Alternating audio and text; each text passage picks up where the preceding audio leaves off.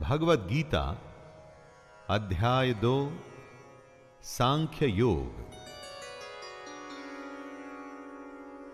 जय श्री कृष्ण। दोस्तों, जीवन तो सब जीते हैं, लेकिन इसको जीने का सही सलीका कितनों को आता है? यही ध्येय है हमारी इस गीता का। मैं शैलेंद्र भारती भगवान श्री कृष्ण को प्रणाम करते हुए अपना कर्म शुरू करता हूं। जरा ध्यान से सुनिएगा। पहले अध्याय में आपने अर्जुन का विषाद, उसका दुख, उसकी दुविधा जानी। अब श्री कृष्ण उसका उत्तर देंगे और इस अध्याय का नाम है सांख्य योग।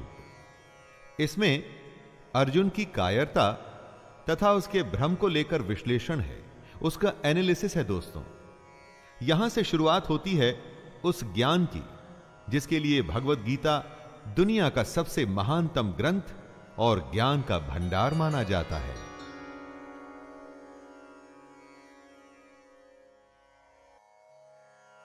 संजय उवाच तं तथा कृपयाविष्टम् अश्रुपूर्णाकुलेक्षणम् विषिदन्तमिदं वाक्यम् उवाच मधुसूदनः।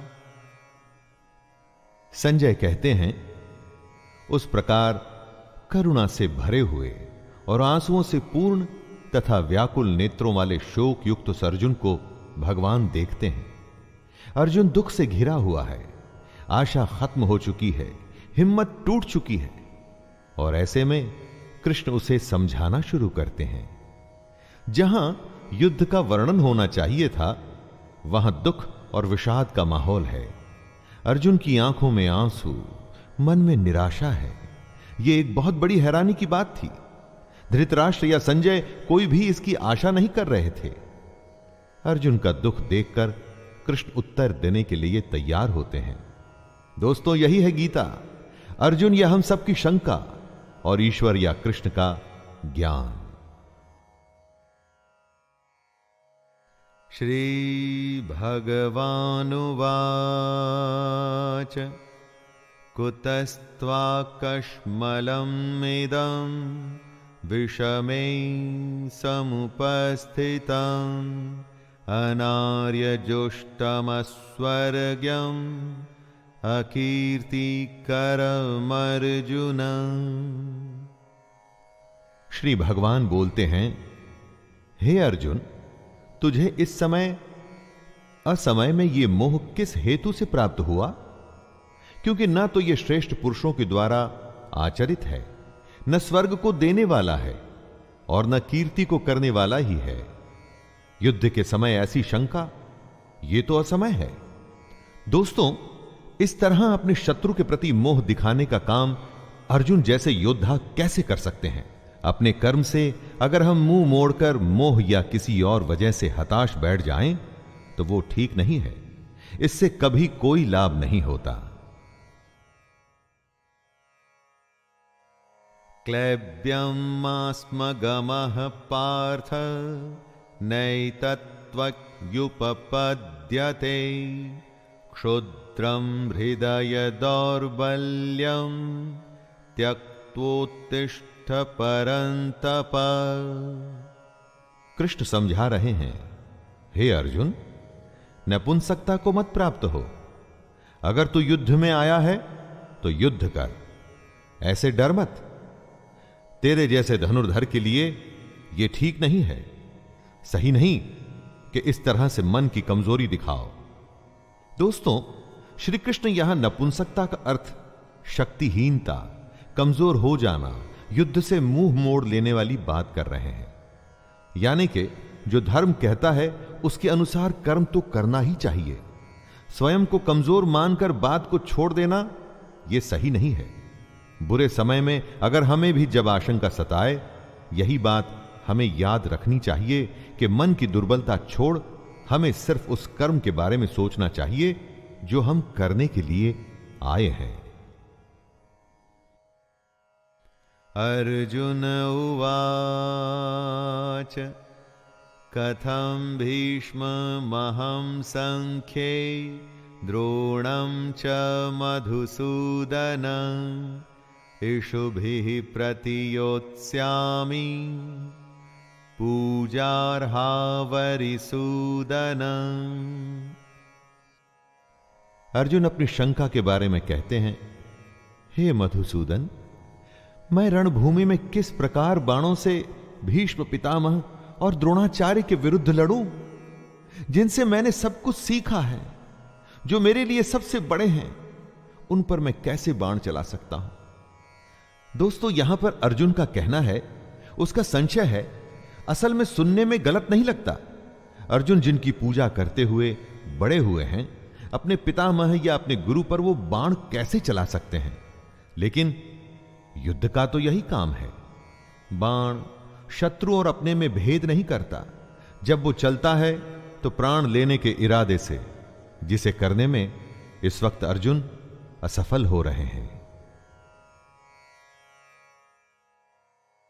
गुरु न हत्वा हि महानुभावान् श्रेयो भोक्तुं भैक्षमपीह लोके हत्वार्थकामांस्तु गुरुनिहैव भुञ्जीय भोगान् रुधिरप्रदिग्धान्। अर्जुन की दुविधा गलत नहीं लगती जब वो ऐसा कहते हैं कि इन महानुभाव गुरुजनों को न मारकर मैं इस लोक में भिक्षा का अन्न भी खाना कल्याणकारक समझता हूं। यहां पर अर्जुन कहते हैं कि इन गुरुजनों को मारकर इस दुनिया में किसी भी तरह का लाभ ले लूं, उसका क्या मतलब है। अपने इन लोगों को मारकर उससे अर्थ और भोग, धन धान्य, ऐश्वर्य, ये सब तो मैं प्राप्त कर लूंगा, परंतु ऐसे भोगों से क्या प्राप्त होगा। दोस्तों, अर्जुन ही नहीं, दुनिया में न जाने कितने लोग ऐसे होते हैं जिन्हें लगता है कि परिवार भी न छूटे और मोक्ष भी प्राप्त हो जाए, परंतु यह तो संभव नहीं। न चैतद्विद्मः कतरन्नो गरीयो यद्वा जयेम यदि वा नो जयेयुः यानेव हत्वा न जिजीविषामस्तेव स्थिताः प्रमुखे धार्तराष्ट्राः। अर्जुन कहते हैं, हम ये भी नहीं जानते कि हमारे लिए युद्ध करना और न करना, इन दोनों में से कौन सा श्रेष्ठ है, अथवा ये भी नहीं जानते कि उन्हें हम जीतेंगे या वे हमको जीतेंगे। और जिनको मारकर हम जीना भी नहीं चाहते, वे ही हमारे आत्मीय धृतराष्ट्र के पुत्र हमारे मुकाबले में खड़े हैं। भविष्य में क्या होगा ये तो कोई भी नहीं जानता। विधि ने क्या विधान लिखा है उसके बारे में किसी को नहीं पता, लेकिन वर्तमान में हम जो करना चाहते हैं उसका निर्णय हमारे हाथ में होता है। हमारे कर्म सिर्फ और सिर्फ हमारे ही हाथ में हैं। तो क्या युद्ध जीतने के लिए अपनों को मारना ठीक है? अपने कर्म को पूरा करने के लिए हमें किस सीमा तक जाना चाहिए और किस सीमा को पार करना चाहिए? कार्पण्य दोषोपहत स्वभावः पृच्छामि त्वां धर्म सम्मूढ़चेताः यच्छ्रेयः स्यान्निश्चितं ब्रूहि तन्मे शिष्यस्तेऽहं शाधि मां त्वां प्रपन्नम्। इसलिए कायरता रूप दोष से उपहत हुए स्वभाव वाला तथा धर्म के विषय में मोहित चित्त हुआ मैं आपसे पूछता हूं कि जो साधन निश्चित कल्याणकारक हो वो मेरे लिए कहिए, क्योंकि प्रभु मैं आपका शिष्य हूं। दोस्तों, कमजोर क्षणों में हम डर जाते हैं, जिससे कंफ्यूजन का भाव हमारे अंदर आता है। अर्जुन ये मान रहे हैं कि वो कंफ्यूज्ड हैं, कायरता का दोष वो अपने ऊपर ले रहे हैं, और तभी तो ये कहते हैं कि श्री कृष्ण मैं आपका स्टूडेंट हूं, आपको सरेंडर करता हूं, मुझे बताइए कि क्या सही है। दुविधा के समय गुरु ही एकमात्र सहारा होता है दोस्तों, और गुरु के सामने कुछ भी छुपाना नहीं चाहिए। खुलकर अपने हृदय की बात, अपना भय, अपनी शंका, सब कुछ सामने रख देना चाहिए। अगर ऐसा करेंगे तभी तो आपको मार्गदर्शन मिलेगा। नहि प्रपश्यामि ममापनुद्याद्यच्छोकमुच्छोषणमिन्द्रियाणाम् अवाप्य भूमा वसपत्रमृद्धम् राज्यं सुराणामपि चाधिपत्यम्। अर्जुन आगे कहते हैं, जीतने पर उन्हें जमीन मिल जाएगी, धन धान्य मिलेगा, नाम होगा, लेकिन इन सब के मिलने के बाद उनका यह दुख कम नहीं होगा जो उन्हें अभी महसूस हो रहा है। यही बात है दोस्तों, जब अपनों का दुख सताता है तो किसी भी तरह का लाभ आराम नहीं देता। और उससे भी बड़ी बात, अगर आप शोक में हैं, दुख में हैं, तो जब तक उस दुख को दूर नहीं करेंगे, उसकी वजह ढूंढ नहीं लेंगे, उसका उपाय नहीं ढूंढ लेंगे, दुनिया का कोई भी सुख आपको आराम नहीं दे पाएगा। संजय उवाच एवमुक्त्वा ऋषिकेशं गुडाकेशः परन्तप न योत्स्य इति गोविन्दम् उक्त्वा तूष्णीं बभूवः। संजय धृतराष्ट्र को बोलते हैं, हे राजन, निद्रा को जीतने वाले अर्जुन अंतर्यामी श्री कृष्ण को फिर से कहते हैं, मैं युद्ध नहीं करूंगा। ये स्पष्ट कहकर चुप हो जाते हैं। यानी निद्रा हमारी नेचुरल आवश्यकता है, इस पर दुनिया में कोई भी विजय नहीं पाया है। लेकिन अर्जुन को ऐसा महान माना जाता था कि उसने निद्रा पर भी विजय प्राप्त कर ली थी। और वो ही अर्जुन निद्रा तो नहीं, अपने मोह, अपने डर और दुख से हारता हुआ दिख रहा है। किस समय कौन सी दुर्बलता हम पर हावी हो जाए और कुछ समय के लिए हम उससे हार मान लें, यह कहना बड़ा मुश्किल है। जब अर्जुन के साथ ऐसा हुआ है दोस्तों, तो हमारे साथ भी हो सकता है। लेकिन अर्जुन उस दुर्बलता को जीत के आगे बढ़ा था और उसी तरह से हमें भी बढ़ना होगा। तमुवाच ऋषिकेशः प्रहसन्निव भारत सेनयोरुभयोर्मध्ये विषिदन्तम् इदं वचः। धृतराष्ट्र की उत्सुकता बढ़ रही है। स्वाभाविक है कि एक पिता होने के नाते धृतराष्ट्र किसको जिताना चाहते थे, यह तो कहने की आवश्यकता नहीं है। वो युद्ध में भाग नहीं ले सकते थे, लेकिन युद्ध की एक एक बात को जानना चाहते हैं। संजय बताते हैं कि हे भरतवंशी धृतराष्ट्र, दोनों सेनाओं के बीच में शोक करते हुए अर्जुन हैं और उसके सामने अंतर्यामी श्री कृष्ण, जो अर्जुन को हंसते हुए ये वचन बोल रहे हैं। एक तरफ रोता हुआ कमजोर डरा हुआ बालक जैसे कि अर्जुन, और दूसरी तरफ त्रिकालदर्शी कृष्ण है।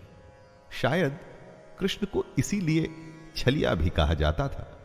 रोते हुए के सामने इस तरह से कौन हंसता है? और कृष्ण हंसते थे क्योंकि उन्हें वो पता था जो किसी को पता नहीं था। श्री भगवानुवाच अशोच्यानन्वशोचस्त्वं प्रज्ञं वादांश्च भाषसे गतासु न गतासुंश्च नानुशोचन्ति पंडिताः। श्री कृष्ण का गीता ज्ञान अब यहां से आरंभ हो रहा है दोस्तों। भगवान बोले, हे अर्जुन, तू न शोक करने योग्य मनुष्यों के लिए शोक करता है और पंडितों की तरह मुझसे बातें करता है, परंतु जिनके प्राण चले गए हैं उनके लिए और जिनके प्राण नहीं गए हैं उनके लिए भी पंडित जन शोक नहीं करते। कृष्ण का ज्ञान अंतिम सत्य है।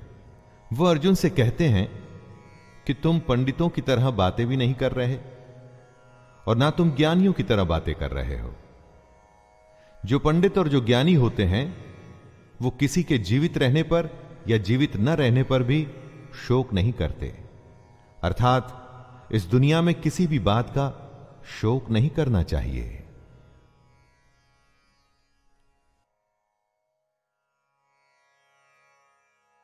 न त्वैवाहं जातु नासं न त्वं नेमे जनाधिपः न चैव न भविष्यामः सर्वे वयमतः परम।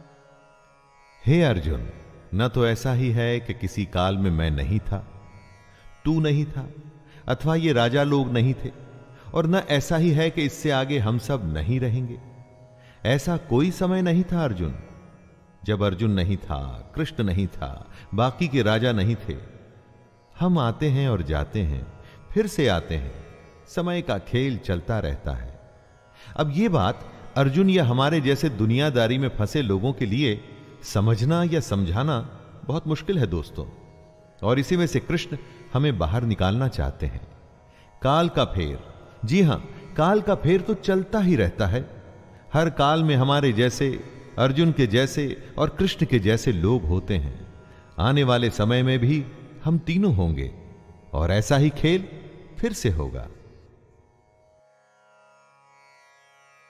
देहिनोऽस्मिन् यथा देहे कौमारं यौवनं जरा तथा देहान्तरप्राप्तिर्धीरस्तत्र न मोह्यते।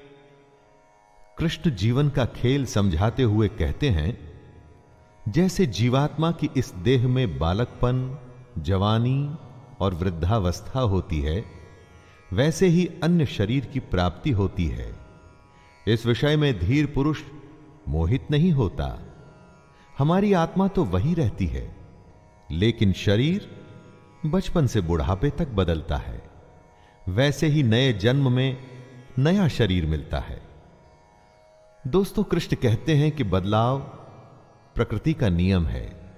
जो अभी है वो अगले पल बदल चुका है। आपको चाहे वो दिखे या न दिखे, आप उसे महसूस करें या न करें। जब बदलाव नियम है, ऐसे नियम के लिए फिर दुखी क्यों होना? जो नहीं बदलता उसे कहते हैं आत्मा। आत्मा की इस परिभाषा को ध्यान से समझ लीजिए। शरीर बदलता है दोस्तों, आत्मा कभी नहीं बदलती।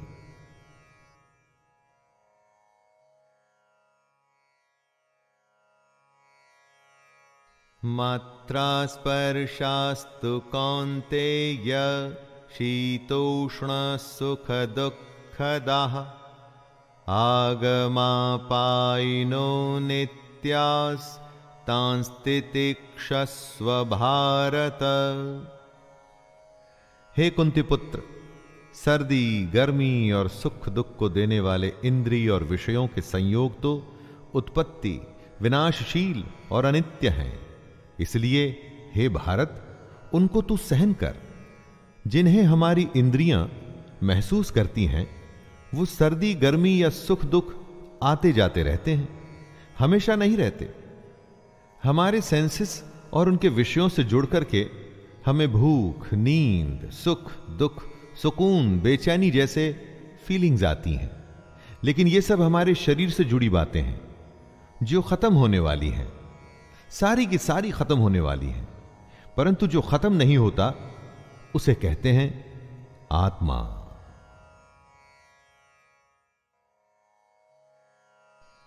यम ही न व्यथयन्त ये ते पुरुषं पुरुषर्षभ समदुःख सुखं धीरं सोमृत तत्त्वाय कल्पते।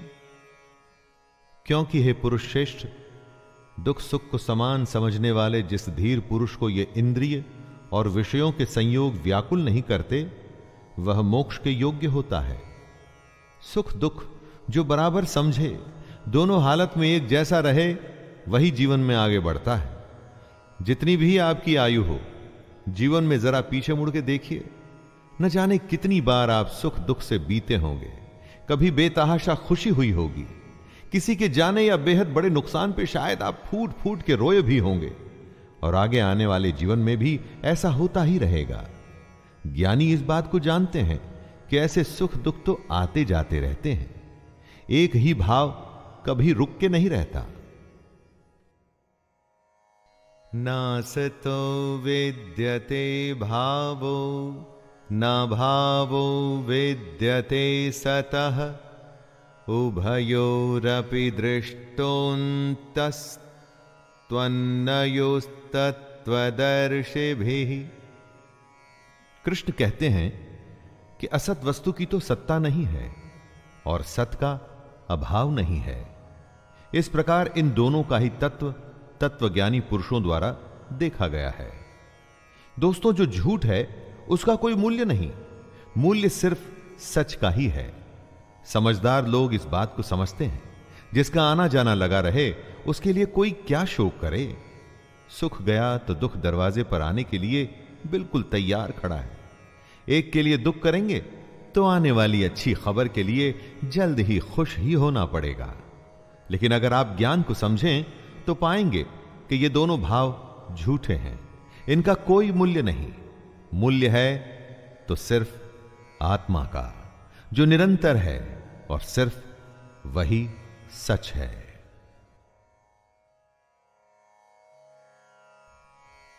अविनाशी तु तद्विद्धि येन सर्वं इदं ततं विनाशमव्ययस्यास्य न कश्चित् कर्तुमर्हति। नाश रहित तो तू उसको जान जिससे ये संपूर्ण जगत दृश्य वर्ग व्याप्त है। इस अविनाशी का विनाश करने में कोई भी समर्थ नहीं है। मतलब परमानेंट सिर्फ वही है जिसमें ये पूरा जगत, पूरी दुनिया समाई हुई है, जो सबसे बड़ा सच है। बाकी सब कुछ आता जाता रहता है, सिर्फ ये सच्चाई ही हमेशा के लिए है। इस बात को समझने में डिफिकल्टी आ सकती है, ऐसा भी लग सकता है कि समझ नहीं आई, लेकिन इसको समझे बिना कोई हल भी तो नहीं है। हमारी आत्मा ही दुनिया की सबसे बड़ी सच्चाई है। यही आत्मा हमारे भीतर है, और जब यह आत्मा बाहर है तो पूरी दुनिया जो हमें दिखती है ना, वो भी इसी में समाई हुई है। अंतवंत इमे देहा नित्यस्योक्ताः शरीरिणः अनाशिनो प्रमेयस्य तस्माद्युध्यस्व भारत। सबसे बड़ी सच्चाई है हमारी आत्मा, जो मरती नहीं। बाकी सब कुछ हमारा शरीर या हमारे भाव हैं जो मर जाते हैं। कृष्ण कहते हैं, हे भरतवंशी अर्जुन, तू युद्ध कर, क्योंकि ये आत्मा अमर है, इसका मरना संभव नहीं। इसीलिए इसे सबसे बड़ी सच्चाई कहा गया है। महापुरुष इसी ज्ञान, इसी आत्मा को समझने में अपना पूरा जीवन संन्यास में, समाधि में, ध्यान में बिता देते हैं। कृष्ण का कहना है कि शरीर नाशवान है और आत्मा अमर है, और वही सच्चाई है, तो शोक किस बात का करना। य एनं वेत्ति हन्तारं यश्चैनं मन्यते हतम् उभौ तौ न विजानीतो नायं हन्ति न हन्यते। जो इस आत्मा को मारने वाला समझता है तथा जो इसको मरा हुआ मानता है, वे दोनों ही नहीं जानते सच्चाई को, क्योंकि ये आत्मा वास्तव में न तो किसी को मारती है और न किसी के द्वारा मारी जाती है। अर्थात आत्मा सिर्फ होती है, उसका होना ही सच है, बाकी कुछ नहीं। ये तो अज्ञान ही है जो हमें यह सोचने पे मजबूर करता है कि हमने किसी को मार दिया या हम मार देंगे। लोग अपने अहंकार में ऐसा समझते हैं कि वे बहुत कुछ कर सकते हैं या बहुत कुछ कर चुके हैं। यह सिर्फ उनकी नादानी है, अज्ञानता है।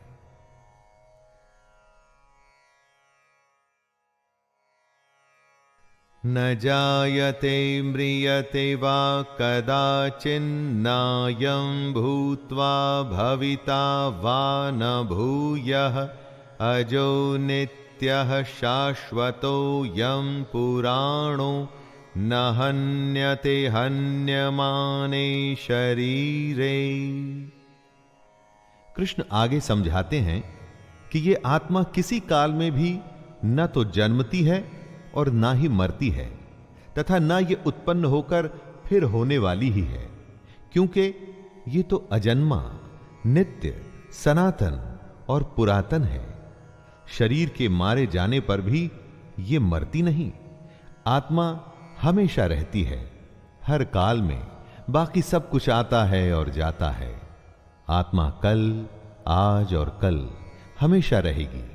गीता की सबसे गंभीर बात का यह मूल है दोस्तों, जब कुछ नहीं था तो आत्मा थी, जब कुछ नहीं होगा तो भी आत्मा होगी। आत्मा को छोड़ बाकी सब बदलेगा, आएगा और जाएगा।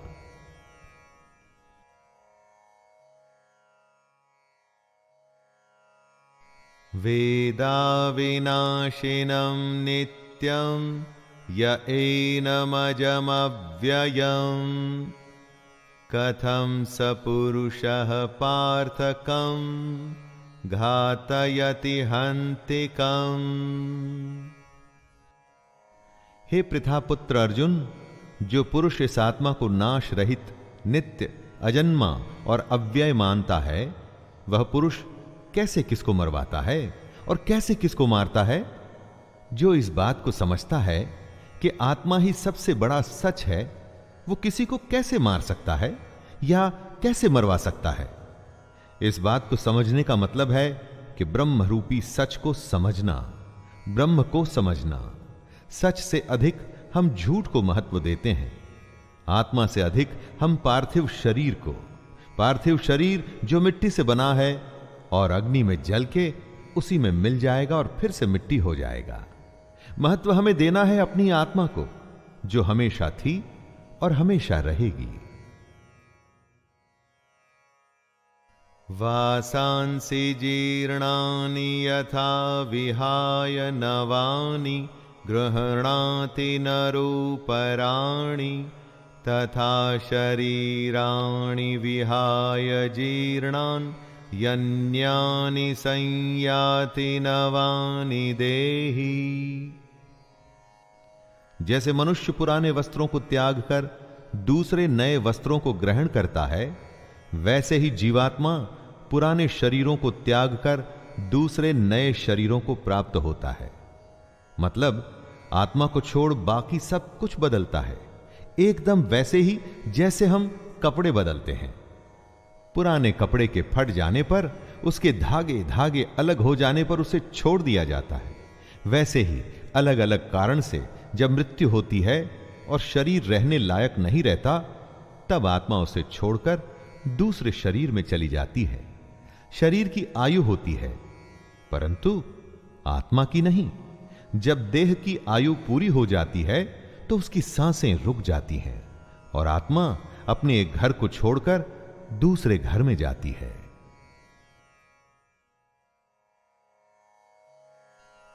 नैनं छिन्दन्ति शस्त्राणि नैनं दहति पावकः न चैनं क्लेदयन्त्यापो न शोषयति मारुतः।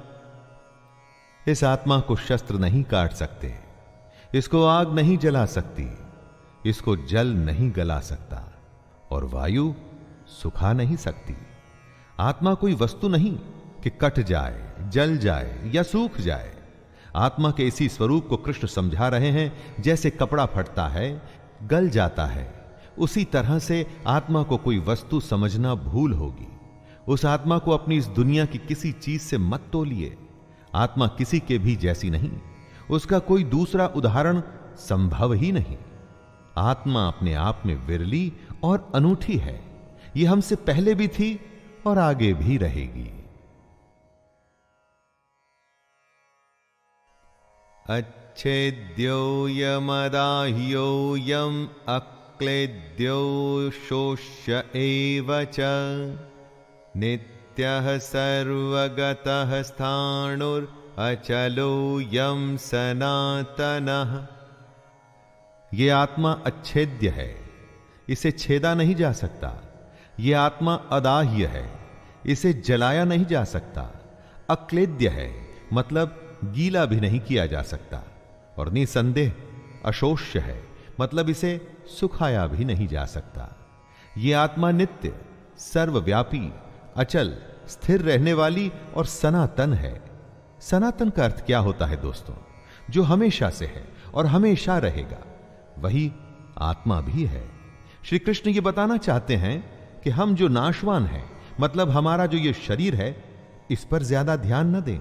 हम समझें आत्मा को जिसका नाश नहीं हो सकता, तभी हमें मुक्ति मिलनी संभव हो सकती है। वरना मोह और दुविधा में हम हमेशा फंसे रह जाएंगे, जैसे कि अभी अर्जुन फंसा हुआ है और अपना कर्म करने को तैयार ही नहीं।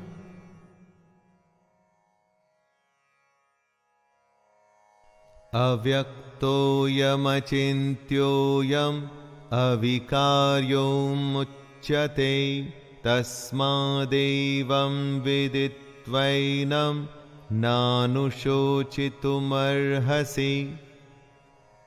आत्मा का स्वरूप अव्यक्त है, मतलब इसे व्यक्त नहीं कर सकते, समझा नहीं सकते। इसको अचिंत्य कहते हैं, इसको आप सोच भी नहीं सकते। यह आत्मा विकार रहित है, आत्मा में कोई कमी नहीं होती दोस्तों। कृष्ण आगे कहते हैं कि हे अर्जुन, इस आत्मा को उपर्युक्त प्रकार से जानकर तू शोक करने के योग्य नहीं है, अर्थात तुझे शोक करना उचित नहीं है। आत्मा अव्यक्त इसलिए है क्योंकि इस आत्मा को हम अपनी इंद्रियों से नहीं समझ सकते। इंद्रियां इस दुनिया के लिए है और इन इंद्रियों से हम हैप्पीनेस, सैडनेस, सर्दी, गर्मी, टचिंग, खाना पीना, ऐसी भौतिक एक्टिविटीज करते हैं। आत्मा इन सब से परे है।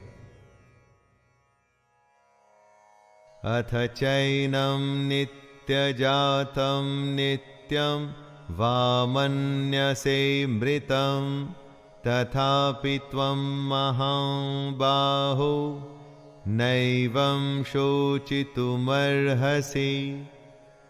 आत्मा का ये ज्ञान कृष्ण अर्जुन को इसलिए दे रहे हैं कि वो जिनके लिए शोक कर रहा है वो व्यर्थ है।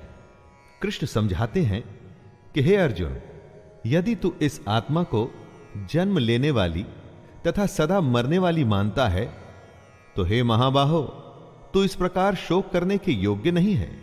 दोस्तों, अगर अर्जुन आत्मा को जन्म लेने वाला और मरने वाला समझता है, तो भी शोक करने का कोई अर्थ नहीं है।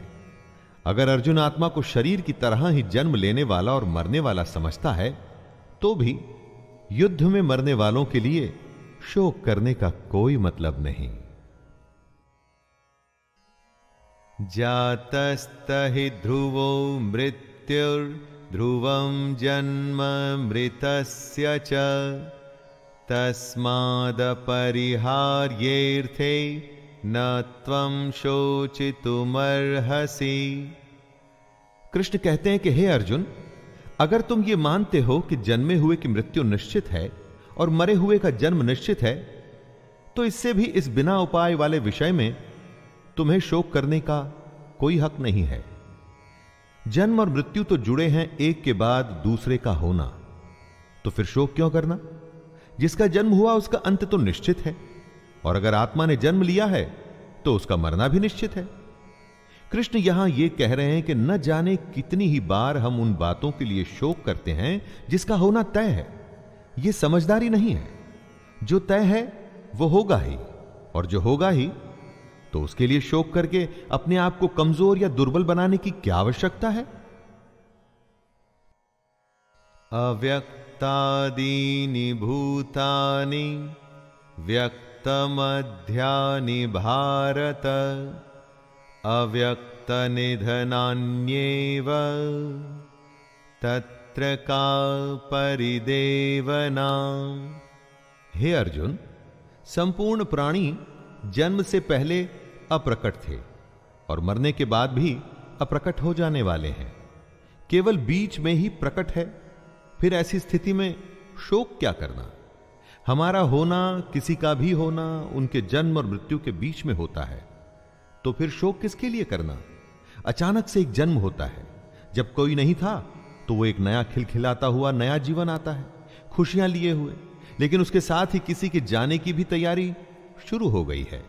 ऐसा तो हो नहीं सकता कि हम अच्छे को स्वीकार करें और बुरे के लिए शोक मनाते रहें। जीवन के सच को हमें मानना पड़ेगा। आश्चर्यवत् पश्यति कश्चिदेन माश्चर्यवद्वदति तथैव चान्यः आश्चर्यवच्चैनमन्यः शृणोति श्रुत्वाप्येनं वेद न चैव कश्चित्। कोई एक महापुरुष ही इस आत्मा को आश्चर्य की भांति देखता है, और वैसे ही दूसरा कोई महापुरुष भी इसके तत्व को आश्चर्य की भांति वर्णित करता है, तथा दूसरा कोई अधिकारी पुरुष इसे आश्चर्य की भांति सुनता है, और कोई कोई तो सुनकर भी इसको नहीं जानता। यानी कि आत्मा को समझना बेहद बेहद और बेहद मुश्किल है। कुछ आत्मा के बारे में सुन के हैरान होंगे कि ऐसा कैसे हो सकता है। कोई हैरान होकर आत्मा का वर्णन करेगा, और हम में से कोई ऐसे होंगे जो सुन के इस बात को समझ नहीं पाएंगे। बात को समझिए, कितनी ही बार लोग ज्ञान की बातें सुनते हैं और थोड़ी ही देर में वापस अपनी मोह माया की दुनिया में लग जाते हैं। दोस्तों, उसी मोह माया से तो निकलना है, अगर आप आत्मा को समझना चाहते हैं। देहि नित्यमवध्योऽयं देहे सर्वस्य भारत तस्मात् सर्वाणि भूतानि न त्वं शोचितुमर्हसि। हे अर्जुन, यह आत्मा सबके शरीर में सदा ही अवध्य है। इस कारण संपूर्ण प्राणियों के लिए तू शोक करने के योग्य नहीं है। अवध्य यानी आत्मा का वध करना संभव नहीं है। जब आत्मा को कोई मार ही नहीं सकता और आत्मा ही एक सच है, तो तू शोक किसके लिए कर रहा है? दोस्तों, सबसे बड़ी बात जो सामने आती है वो ये कि इस आत्मा को समझें कैसे। इसको समझना ही मोक्ष की प्राप्ति है। स्वधर्ममपि चावेक्ष्य न विकम्पितुमर्हसि धर्म्याद्धियुद्धाच्छ्रेयोऽन्यत् क्षत्रियस्य न विद्यते। कृष्ण अर्जुन को याद दिलाते हैं कि अपने धर्म को देखकर भी तू भय करने योग्य नहीं है, अर्थात तुझे भय नहीं करना चाहिए, क्योंकि क्षत्रिय के लिए धर्मयुक्त युद्ध से बढ़कर दूसरा कोई कल्याणकारी कर्तव्य नहीं है। दोस्तों, कृष्ण कहते हैं कि अगर हमने किसी काम को करने का निर्णय ले लिया है तो फिर उससे डरना नहीं चाहिए। पूरे तन मन से बस उस काम को, उस युद्ध को करने में लग जाना चाहिए।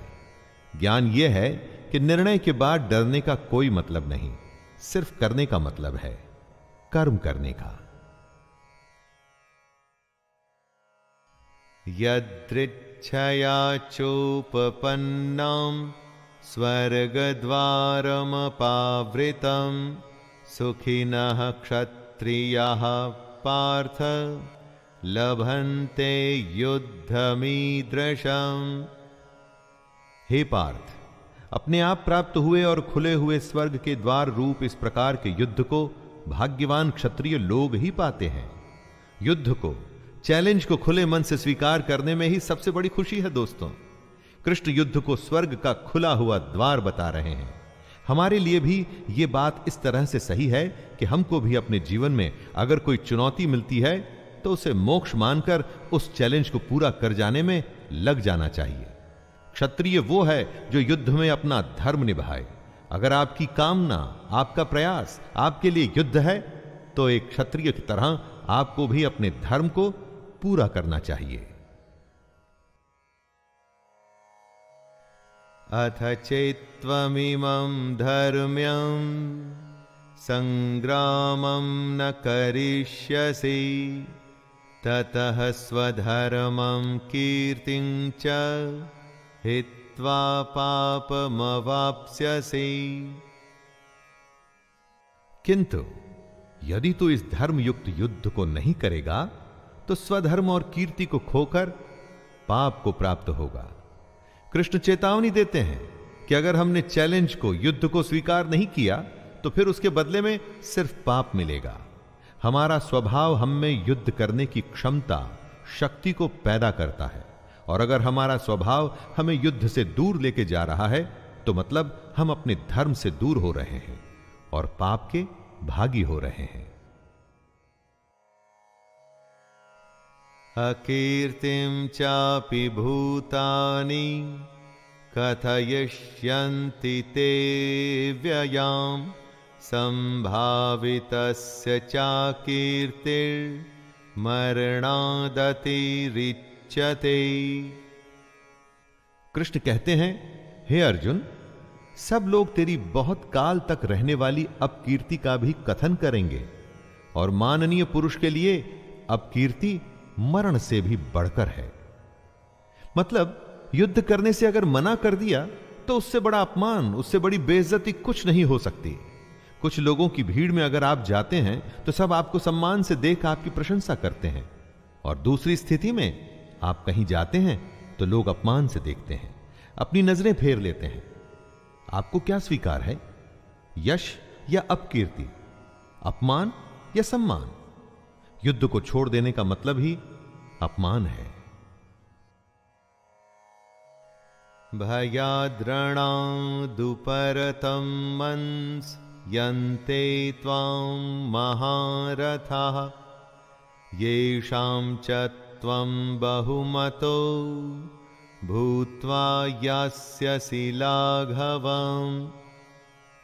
अर्जुन, जिनकी दृष्टि में तू पहले बहुत सम्मानित होकर अब लघुता को प्राप्त होगा, वे महारथी तुझे भय के कारण युद्ध से हटा हुआ मानेंगे। दोस्तों, अर्जुन को सब महान योद्धा समझते थे। अगर अर्जुन युद्ध से हट जाता तो वो उसे कायर मानते। चाहे अर्जुन हो या हम, युद्ध न करने में बहुत अपमान होता है। अच्छा या बुरा, छोटा या महान, सब तुलना का खेल है दोस्तों।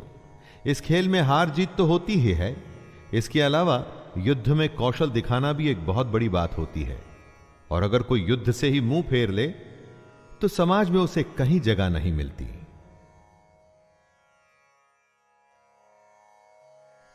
अवाच्यवादांश्च बहून् वदिष्यन्ते तवाहिताः निन्दन्तस्त्वसामर्थ्यं ततो दुःखतरं नु किम्।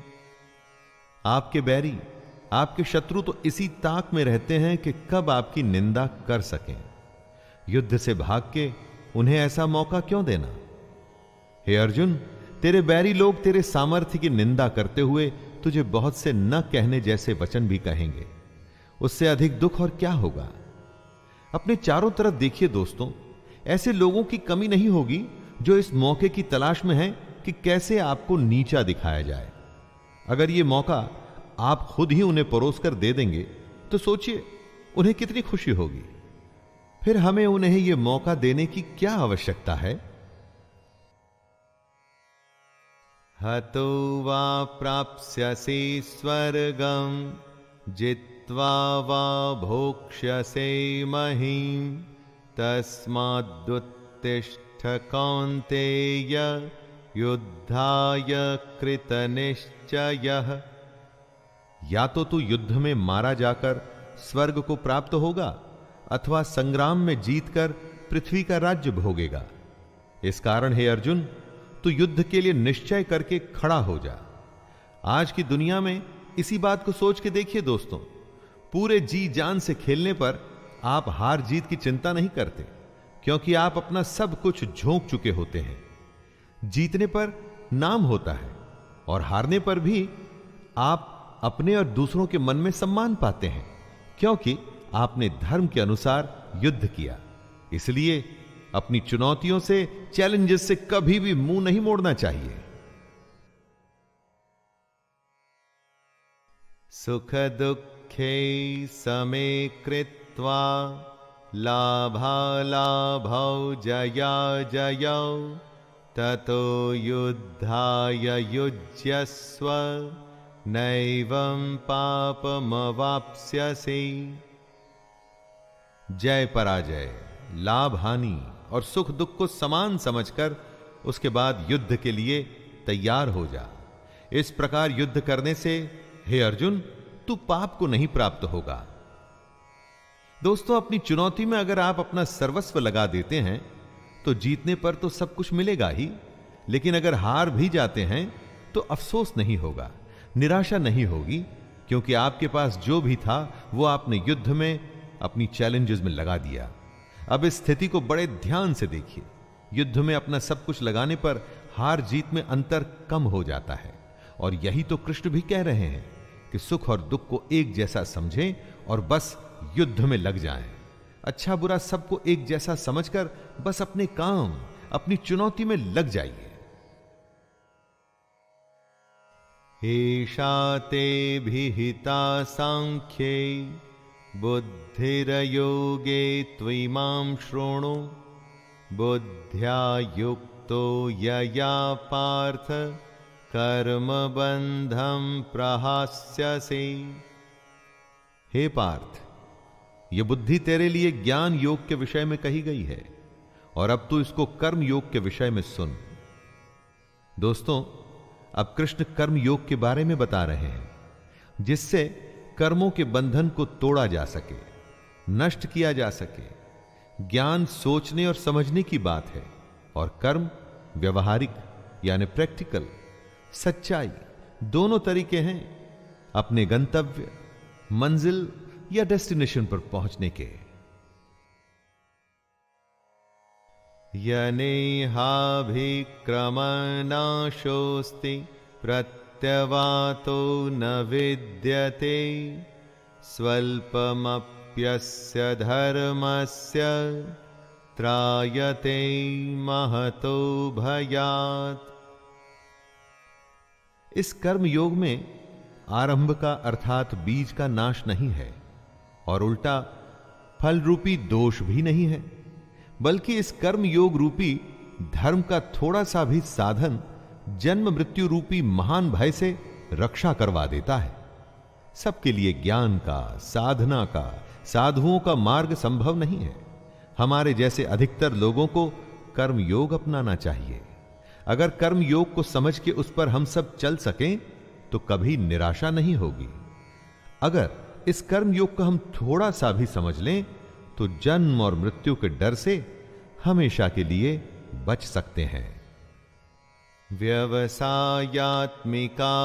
बुद्धिर एकेह कुरु नंदन बहुशाखा ह्यनन्ताश्च बुद्ध्यो व्यवसायिनाम्। हे अर्जुन, इस कर्म योग में निश्चयात्मिका बुद्धि एक ही होती है, किंतु अस्थिर विचार वाले विवेकहीन सकाम मनुष्यों की बुद्धियां निश्चय ही बहुत भेदों वाली और अनंत होती है। जब फैसला लेना हो तो बुद्धि एक ही होती है, लेकिन जहां सोच की, फैसले की, निर्णय की कमी हो वहां कई बुद्धियां काम करती हैं। यहां अनिर्णय की स्थिति के बारे में कहा गया है। दोस्तों, जब आप फैसला नहीं ले पाते हैं, कोई डिसीजन नहीं ले पाते हैं, तो न जाने कितनी ही दिशाओं में आपका ध्यान, आपकी बुद्धि जाती है।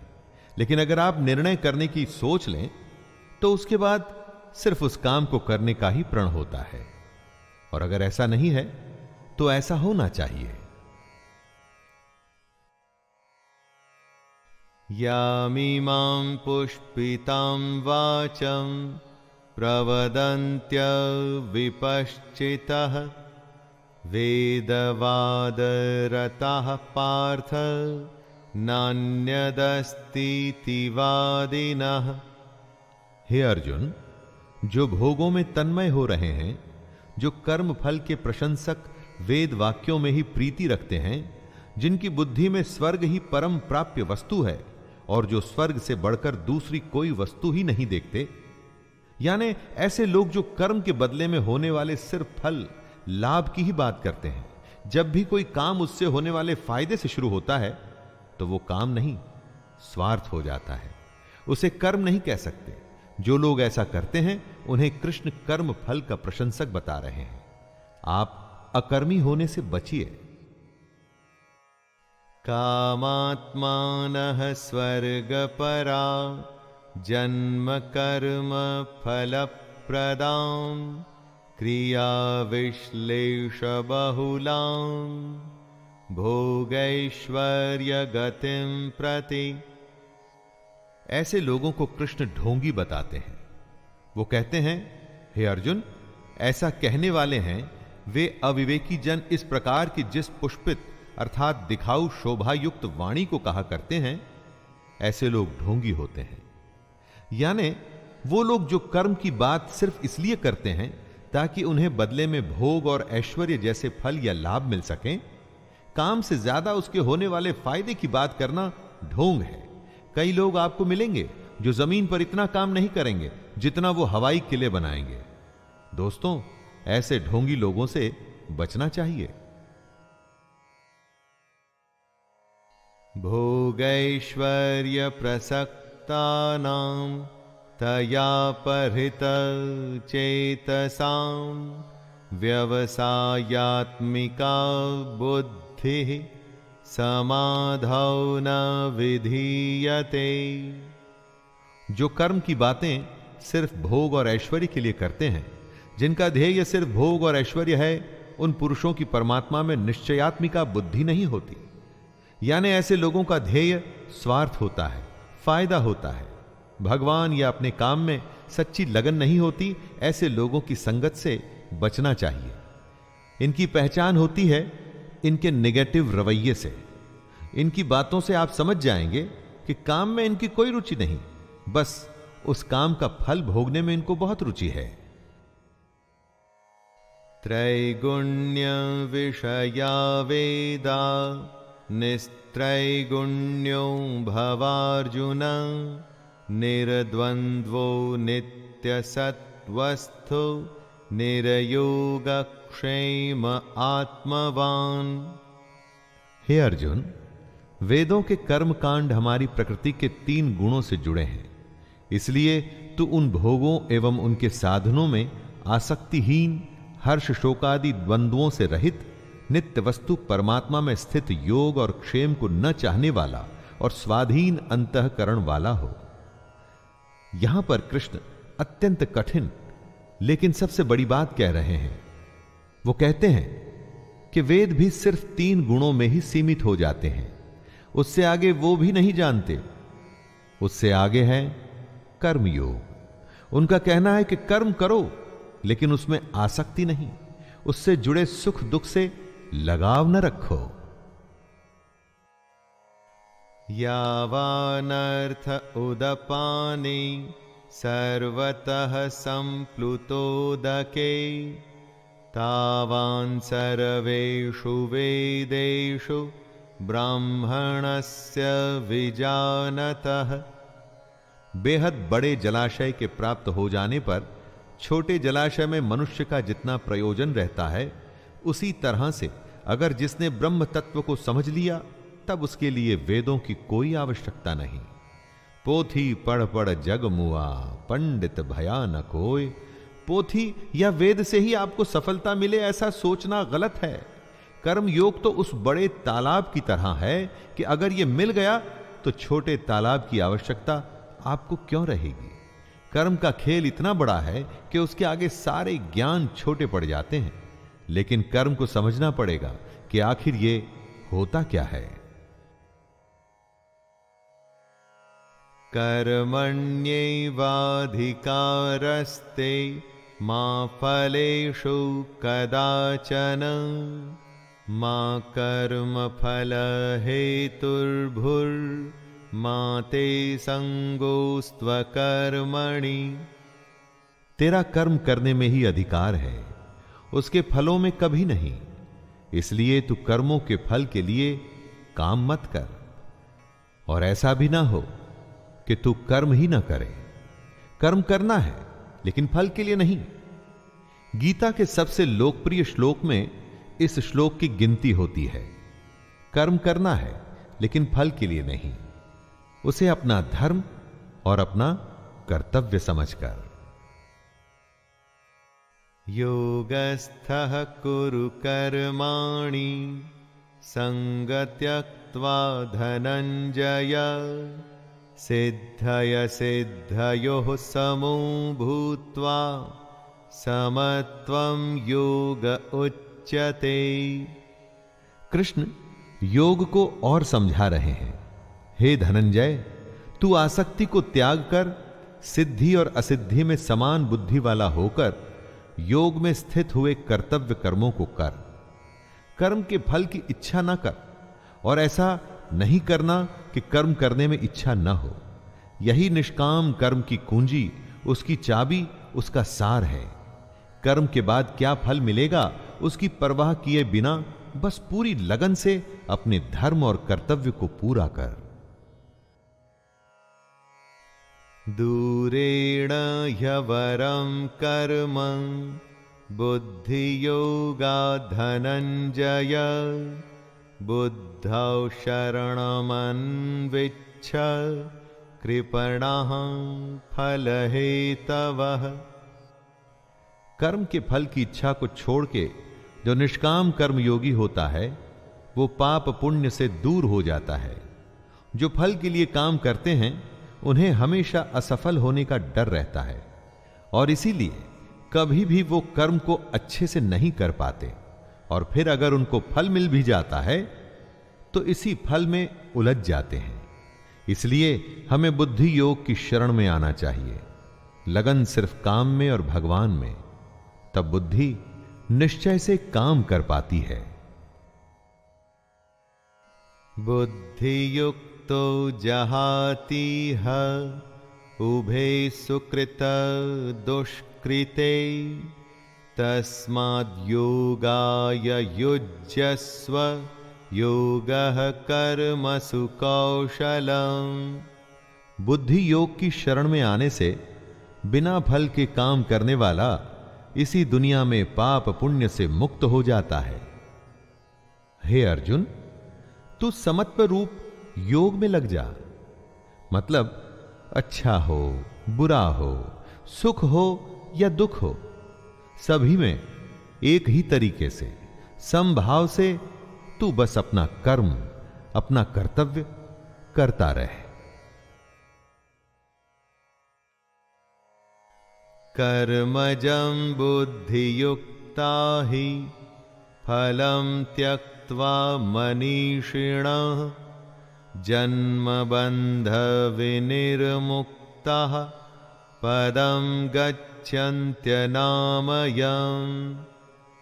आम इंसान कर्म करके उसके फल को प्राप्त कर खुश होता है, और उसके बाद दूसरे फल के लालच में फिर से नए कर्म में लग जाता है। इसमें फल के बारे में सोचना ही प्रधान है, और यही गलत बात है। अगर आप अपनी सारी शक्ति, क्षमता और इच्छा सिर्फ कर्म में लगाएं और फल को भूल जाएं, तो क्या होगा? आपका ध्यान कर्म में रहेगा, आप उस कर्म में बेहतर होंगे, आपकी तरक्की होगी। और रही बात फल की, तो सोच के देखिए, अगर आपने कर्म किया है तो आखिर फल जाएगा कहां?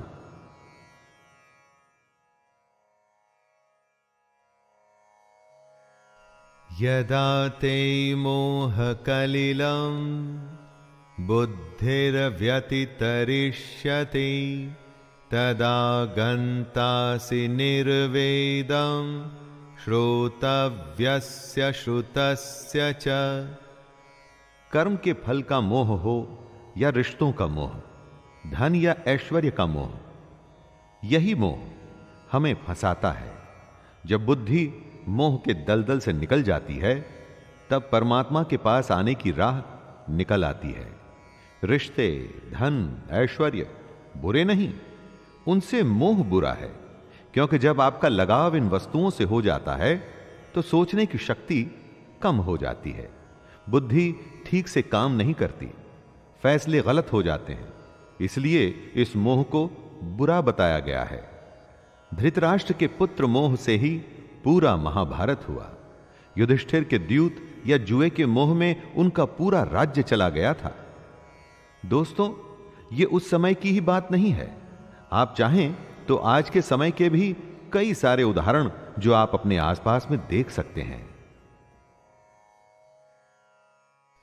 श्रुति विप्रतिपन्ना ते यदा स्थास्यति निश्चला समाधावचला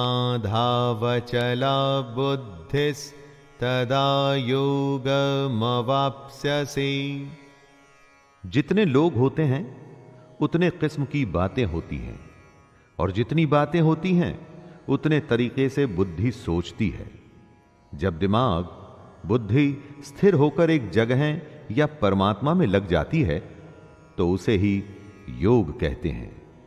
बुद्धि का स्थिर हो जाना ही एकाग्रता यानी कंसंट्रेशन कहलाता है। दोस्तों, स्थिर होकर एकाग्रता से कुछ करने को समाधि की स्थिति भी कहते हैं। और अगर आपने कंसंट्रेशन से काम किया हुआ हो तो मैं दावे के साथ कहता हूं कि वो काम कभी भी व्यर्थ नहीं होगा। अर्जुन उवाच स्थितप्रज्ञस्य का भाषा समाधिस्थस्य केशव स्थितधिः किं प्रभाषेत किमासीत व्रजेत किम्। अर्जुन पूछते हैं, हे केशव, समाधि में स्थित परमात्मा को प्राप्त हुए स्थिर बुद्धि पुरुष का क्या लक्षण है? वह स्थिर बुद्धि पुरुष कैसे बोलता है, कैसे बैठता है और कैसे चलता है? दोस्तों, आप जरूर जानना चाहेंगे कि जो लोग अपनी अपनी फील्ड में सबसे ऊपर पहुंचते हैं उनकी सफलता का रहस्य क्या है। अर्जुन भी जानना चाहता है कि जो स्थिर होके अपनी बुद्धि को एक जगह लगा देते हैं उनकी पहचान क्या है। श्री भगवानुवाच प्रजहाति यदा कामान् सर्वान् पार्थ मनोगतान् आत्मयैवात्मना तुष्टः स्थितप्रज्ञस्तदोच्यते। श्री भगवान उत्तर देते हैं, हे अर्जुन, जिस काल में ये पुरुष मन में स्थित संपूर्ण कामनाओं को भली भांति त्याग देता है और आत्मा से आत्मा में ही संतुष्ट रहता है, उस काल में वह स्थित प्रज्ञ कहा जाता है। भगवान कृष्ण ने बताया था कि आत्मा ही सबसे बड़ी सच्चाई है। मोह, इच्छा या कामना छोड़ना ही आत्मा के पास आना है। जिसको संतुष्टि, शांति के लिए किसी दूसरे पर निर्भर नहीं रहना पड़ता, वो ही अपनी कामना को त्याग सकता है।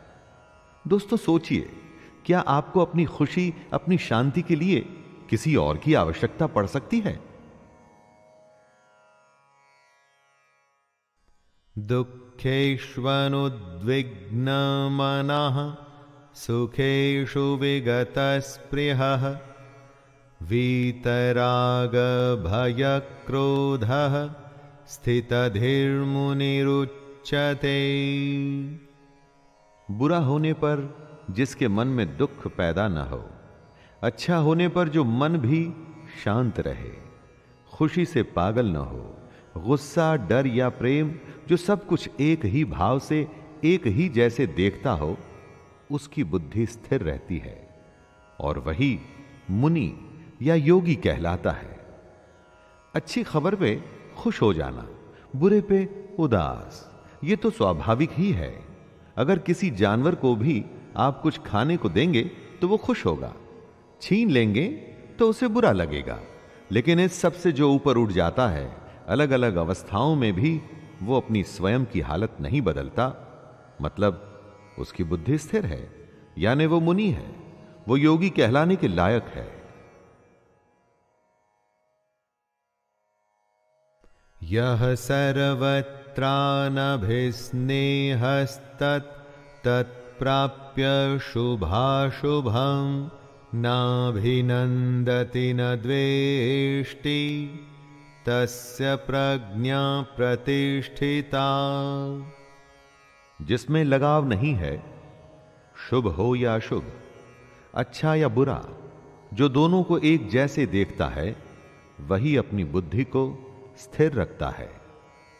इस श्लोक में कृष्ण समझा रहे हैं कि किस तरह से अलग अलग हालत में खुद को, अपनी बुद्धि को स्थिर रखा जाए, कैसे संयम और धैर्य से हम अपने जीवन में अनुशासन ला सकते हैं, वरना चारों तरफ या तो दुख की हाहाकार होगी या खुशी से लोग झूम रहे होंगे।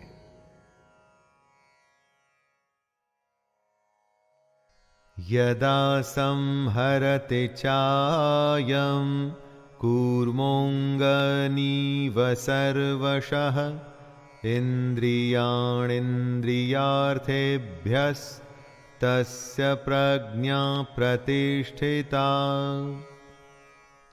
कछुआ जिस तरह से सब ओर से अपने अंगों को समेट लेता है, वैसे ही जब पुरुष इंद्रियों के विषयों से इंद्रियों को सब प्रकार से हटा लेता है, तब उसकी बुद्धि स्थिर होती है। यानी दुनिया में रहकर भी दुनियादारी से बचना ही बुद्धि को स्थिर करना है। अगर किसी के सामने आप बहुत ही स्वादिष्ट खाना रखें, तो क्या वो खुद को रोक पाएगा? किसी के सामने आप महंगे आभूषण या डिजिटल गैजेट्स रखें, तो क्या वो स्वयं पर कंट्रोल कर सकेगा? ना, यह संभव नहीं है दोस्तों। इसको जो संभव कर दे, उसी की बुद्धि स्थिर होती है। आप स्वयं पर आजमा के देखिए, अगर दुनिया की वस्तुएं आपको लुभा नहीं पाती, तो आप अपनी बुद्धि को नियंत्रण में ले आएंगे।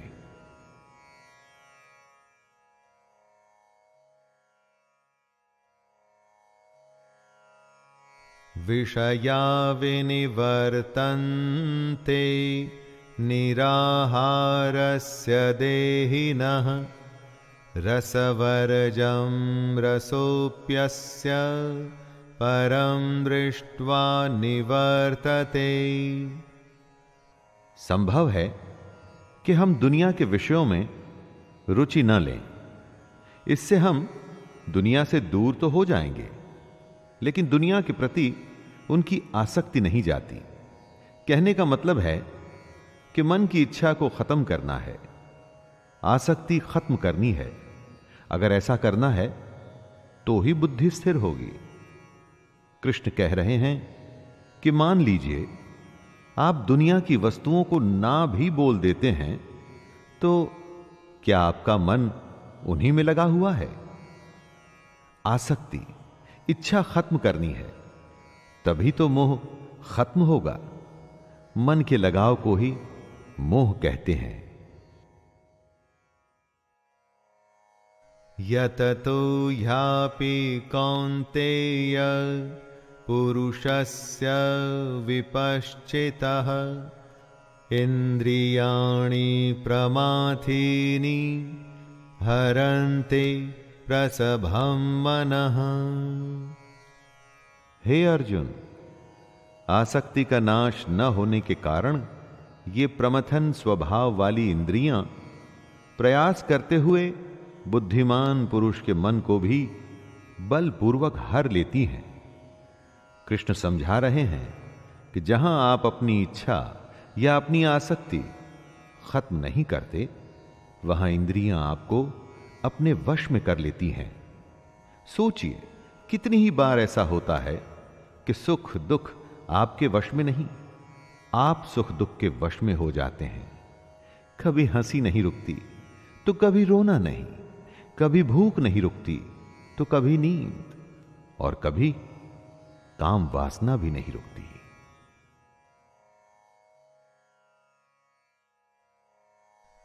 तानि सर्वाणि संयम्य युक्त आसीत मत्परः वशे हि यसेन्द्रियाणि तस्य प्रज्ञा प्रतिष्ठिता। इंद्रियों को वश में करके भगवान को ध्यान में रख जो बैठता है, अपने कर्म अपने कर्तव्य में जो ध्यान लगाता है, उसी की बुद्धि स्थिर हो जाती है। वो ईश्वर अपने लक्ष्य के समीप हो जाता है। दोस्तों, अगली बार आप कुछ भी करें ना, तो ये देखिएगा कि वो काम आपकी इंद्रियां आपसे करवा रही हैं या आपका कर्म वो करवा रहा है। आप खुद ही समझ जाएंगे कि श्री कृष्ण क्या कहना चाहते हैं। इंद्रियों के वश में ना होकर उन्हें अपने वश में करने पर ही आप अपनी बुद्धि को स्थिर कर पाएंगे। ध्यायतो विषयान् पुंसः संगस्तेषु पजायते, संगात् संजायते कामः, कामात् क्रोधो भिजायते। विषयों के बारे में अर्थात इच्छाओं के बारे में सोचते रहने से उसमें आसक्ति हो जाती है और आसक्ति से उन विषयों की कामना उत्पन्न होती है, और जब वो कामना पूरी नहीं होती तो क्रोध उत्पन्न होता है। जिस तरह ज्यादा खाने से भूख बढ़ती है, ज्यादा सोने से नींद बढ़ती है, उसी तरह से जब आप अपनी इच्छाओं के बारे में सोचते रहते हैं तो बस उसी में फंस के रह जाते हैं, और उसे ही आसक्ति कहते हैं। आसक्ति के बढ़ने को कामना कहते हैं, और कामना के पूरा न होने पर गुस्सा आता है, और तब आप अपनी समझ खो देते हैं।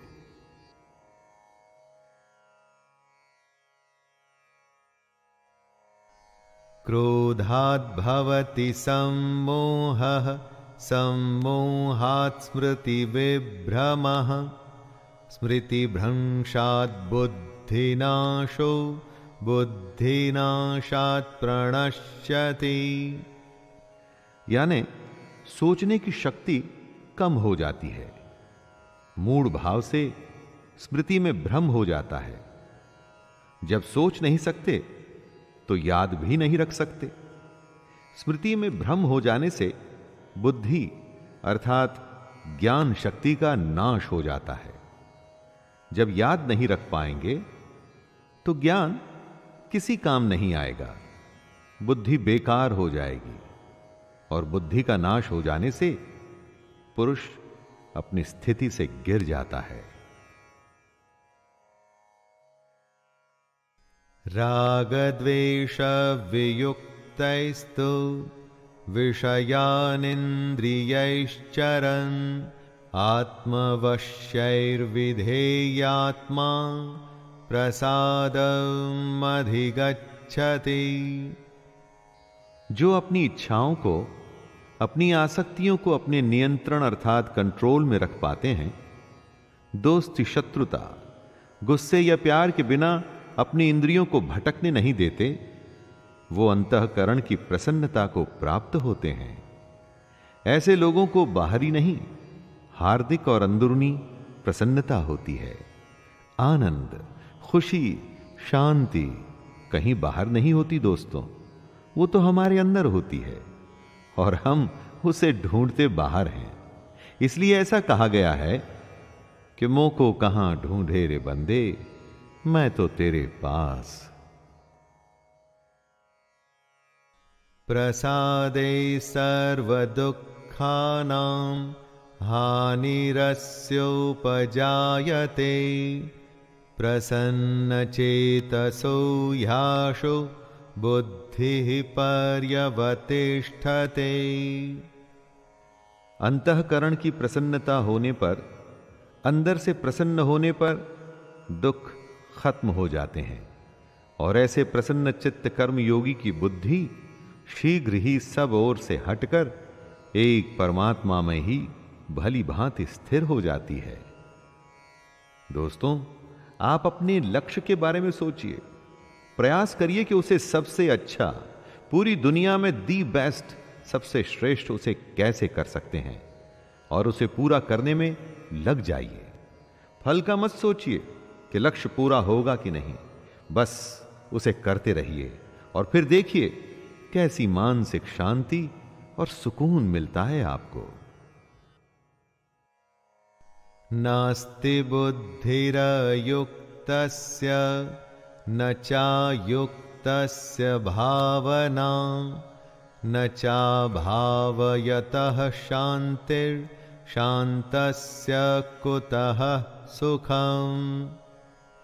जो पुरुष अपने मन या अपनी इंद्रियों को नहीं जीत पाते, उनमें निश्चयात्मिका बुद्धि नहीं होती, यानी कि वो स्पष्ट और सटीक निर्णय नहीं ले पाते।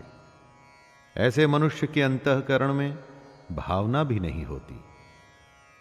भावनाहीन मनुष्य को शांति नहीं मिलती, और शांति रहित मनुष्य को सुख कैसे मिल सकता है? बीमार आदमी क्या अच्छा खाना और क्या बुरा खाना, उसे कुछ अच्छा नहीं लगता। जो अंदर होता है वो बाहर आता ही है। जब आपके अंदर शांति नहीं होगी तो आप आनंद कभी भी प्राप्त नहीं कर पाएंगे।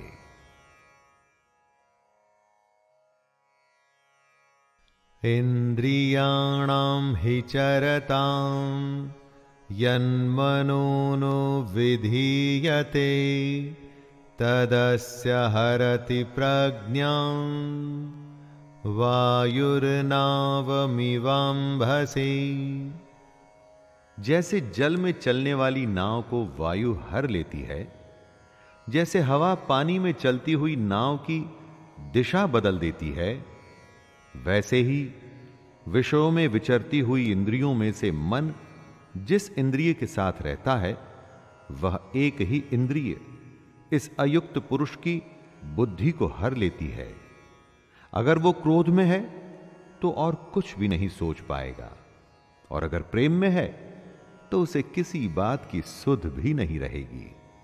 जिस भी इंद्रिय के वश में होगा, उसे उसके अलावा कुछ भी समझ नहीं आएगा। इन इंद्रियों के नियंत्रण से निकल के इनको आपके नियंत्रण में रखिए दोस्तों, फिर देखिए आपके लिए क्या संभव है। सब कुछ संभव हो जाएगा। तस्माद्यस्य महाबाहो निगृहीतानि सर्वशः इन्द्रियाणीन्द्रियार्थेभ्यस्तस्य प्रज्ञा प्रतिष्ठिता। हे महाबाहो, जिस पुरुष की इंद्रियां इंद्रियों के विषयों में सब प्रकार निग्रह की हुई हैं, उसी की बुद्धि स्थिर है। यानी जिस पुरुष ने अपनी इंद्रियों और उनसे होने वाली इच्छाओं पर पूरी तरह से रोक लगा रखी है, उसी की बुद्धि स्थिर है। और बुद्धि हमारा ध्यान ऐसी ऐसी जगह पर ले जाती है जहां पर हम उलझ के अपना असली मकसद भूल जाते हैं।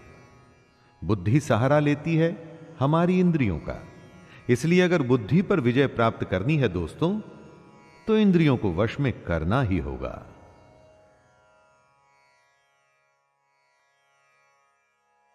या निशा सर्वभूतानां तस्यां जागर्ति संयमी यस्यां जाग्रति भूतानि सा निशा पश्यतो मुनेः।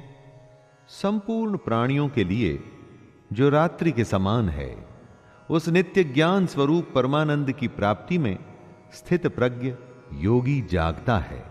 और जिस नाशवान सांसारिक सुख की प्राप्ति में सब प्राणी जागते हैं, परमात्मा के तत्व को जानने वाले मुनि के लिए वह रात्रि के समान है।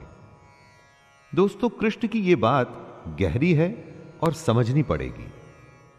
जो सबके लिए रात है, उस रात में योगी परमात्मा के लिए, ज्ञान के लिए जागता है और साधना करता है।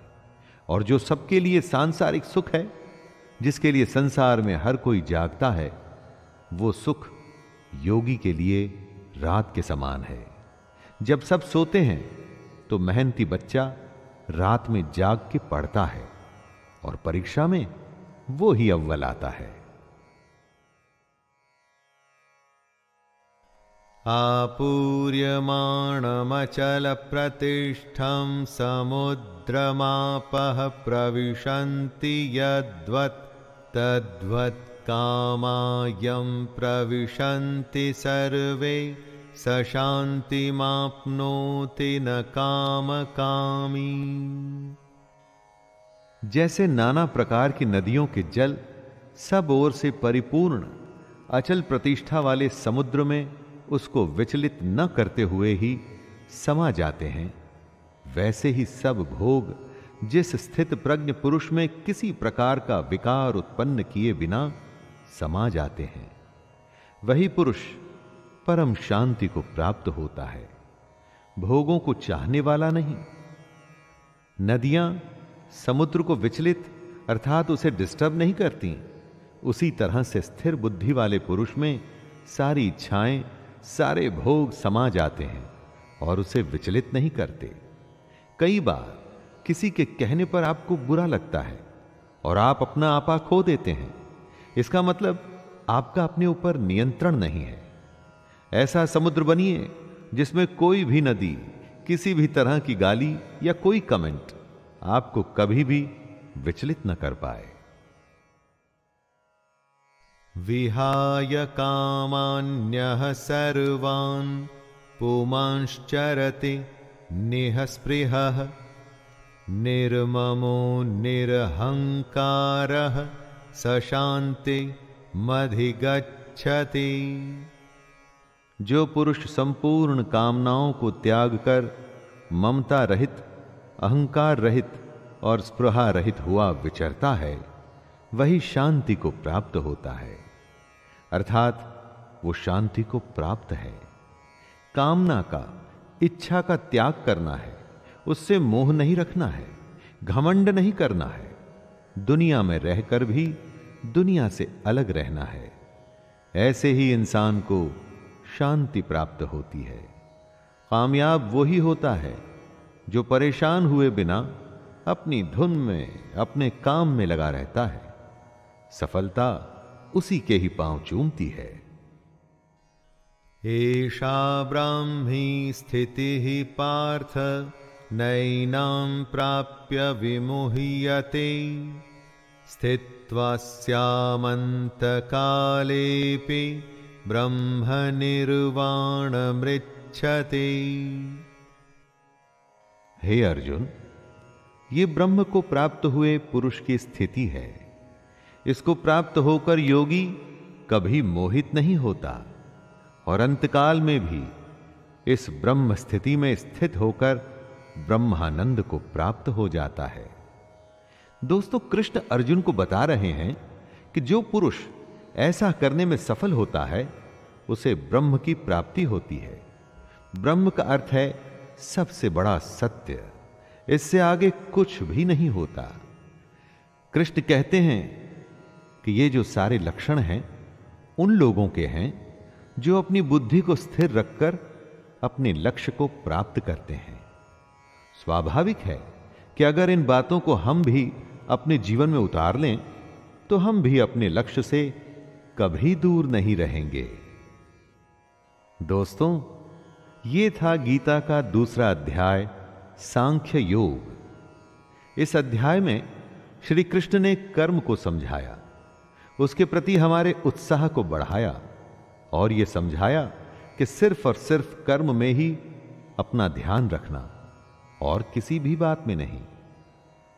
तो आज्ञा दीजिए, अपने मित्र शैलेंद्र भारती को मुलाकात होती है तीसरे अध्याय में। जय श्री कृष्ण।